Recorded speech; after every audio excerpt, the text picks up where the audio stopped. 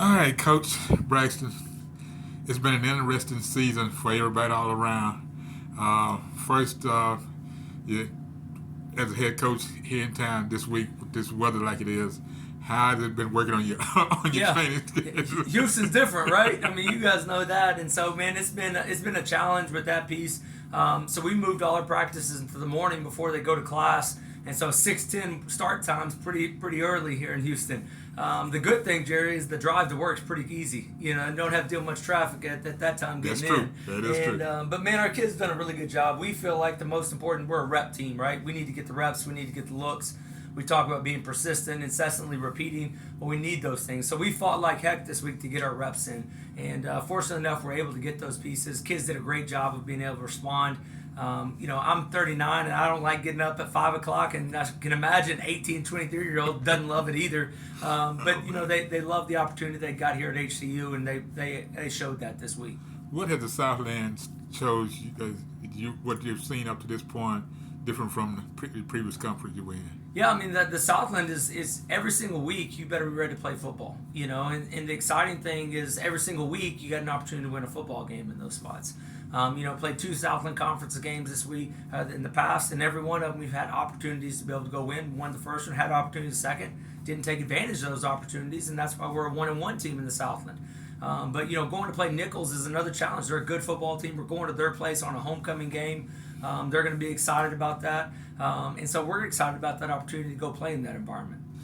So far, who stood out and who you're looking at with interesting look like, down the road, that may be a Yeah. situation. Yeah, well, I mean, if you're talking about players wise, I mean, Yeah. I think we're really excited about the guys that we have here on campus. It's exciting to see the guys that were here, the young guys. We've got a good group of sophomore class. The Isaiah Cash, the Caleb Flags, Champ Dozier, Jesse Valenzuela, all those kids that are going to be young kids that are already playing significant minutes for us. Jerry, you're talking about those guys are going to have 2 to 3 years left after the season, and so really excited about those pieces that we have. But then excited to see some of the transfers that have come in. Some of them we came in the summer, and so you don't get all the spring ball, and so there's an excitement to be able to see can you continue to build those pieces. And so, like I told our kids last night Sunday after the game, I said we're disappointed we missed this opportunity, but we're not discouraged by the direction that we're going. Running back. He put in a lot of work this past weekend. Yeah. I saw some good things. Yeah, yeah. Three-headed monster, right? Yeah. The biggest problem is who's going to get enough carries, right? You Yeah. got to figure out how many footballs can you get on the field to get those guys Yeah. more opportunities. Those guys have done a great job. Champ, Jesse, and then DJ. DJ's a walk-on from Louisiana that went back 2 weeks ago to Louisiana and rushed for 170 yards. What a great story of a kid that's done everything we've asked him to do. And so he'll be our starter going into this week is what it's looking like. And, man, we're excited about him. But he's a guy that, in college football, we should talk more about those kind of kids. We talk about all the kids that jump ship and they leave and they do this and they do that and they're chasing this and they're chasing that. That kid is just chasing an opportunity, and he knows how to go get it because he's just staying where he's at and he's working his tail off. And I think I saw a stat the other day, I think he's the 5th leading rusher yards per game in the entire college football state of Texas. And so he's doing a great job right there. Also, your QB, he looks like he has an arm on him, and he's starting to see things.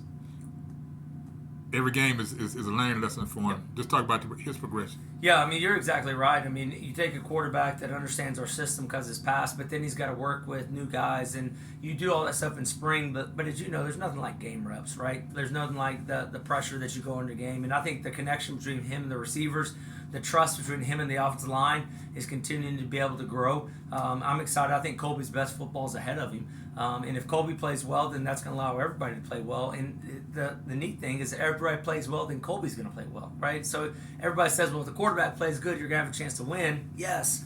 But if the quarterback plays good, it's probably because those other guys played pretty well, too, in that spot. Talk about that. That's a question that I asked pretty much every coach during media day this summer. I hadn't had an opportunity to ask you the same question. Has your offensive line gotten to a point where you're looking at 2D positions right now? Or are you still checking? Yeah, I mean, you're still working. I mean, we're still growing in that piece. We had a lot of growth when we got here. There were 7 scholarship offensive linemen on this campus. Wow. And so we're talking about rebuilding something that was, the numbers were so low, you can't fix all those things overnight in that spot. Especially on offense. That's right. Especially in the transfer portal where everybody needs an offensive lineman in that Right. spot. But I tell you, I think we've got a group of offensive linemen, and I think Coach Horner's done a great job. Our offensive line coach his philosophy is let's find the best 5. It doesn't matter if he's a guard body or a tackle body. Let's find the best 5 offensive linemen that we can put on the field, and then we'll put them in the right seats that best help our football team. The neat thing, I think we started 7, 8 different offensive linemen this year, and so I think that shows you, are you at a true 2 deep yet? Probably not, but are we pretty competitive in that room? Absolutely we are. And your bumps and bruises up to this point?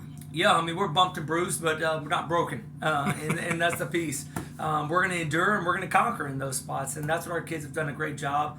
Like we were talking about earlier, man, it provides opportunities for the next guy, and this the next guy up mentality, and that's what we've got to have as a program. We've got to instill that within our program, and this is an opportunity because at Nichols at 3 o'clock, nobody cares. They don't care what bruises, what bumps, who's in, who's out. That ball's getting kicked off, and we got to be ready there to answer the call.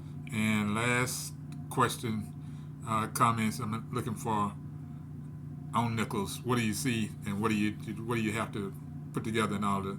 Yeah, they're a good football team. I think their record's 1-3, but their losses are to Sac State, who's a top 10 team, Tulane, and then there's one more that they lost to is an FBS school as well in that spot. TCU is who it was. So then their losses are Sac State, TCU, and Tulane. Man, those are pretty tough ball games right there. Beat a good McNeese team, and they're a team that they feel like they got an opportunity to win a conference championship, and you can tell it on film, the way that they play, the way they're coached. Coach Rebo does a great job. They're well coached. They play hard. They're the teams we want to play. We want to measure ourselves against those kind of guys. For us, we're going to have to start fast. We're going to have to be explosive. We're going to have to take care of the football.